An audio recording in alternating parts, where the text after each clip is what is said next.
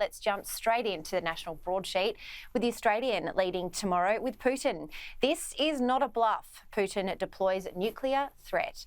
Vladimir Putin has warned that Russia would be prepared to use its nuclear arsenal to defend its territory as he dramatically escalated his war with Ukraine, mobilising 300,000 reservists to join the fight in response to the country's humiliating battlefield defeats.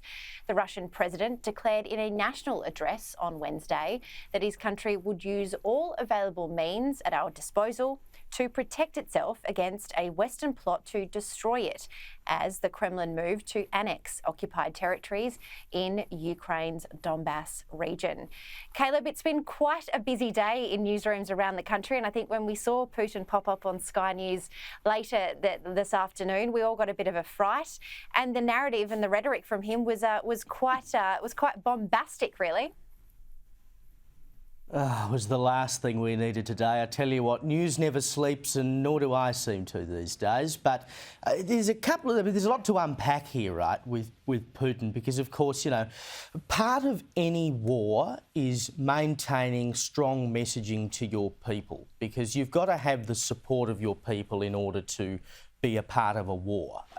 So Putin has to be putting out this, you know, strong man image to the people of Russia for his own sake, if nothing else. You don't win wars by saying, oh yeah, look, you know, we've been in a bit of trouble lately, which they absolutely have. So you can take a little bit of it with a grain of salt, but they are serious threats that he is making here. And, you know, he says, and we'll take him at face value, I'm not bluffing. Now, if Vladimir Putin decided to bring out nuclear weaponry and use it in Ukraine, we would have to have a serious discussion in the Western world about whether we got militarily involved in Ukraine. There is no avoiding the fact that we would need to have that discussion, because if you've got a big country like Russia starts pulling out nuclear weapons, what else do you do? Yeah. There's no situation where we want to get involved in the war, but we would have to have that discussion,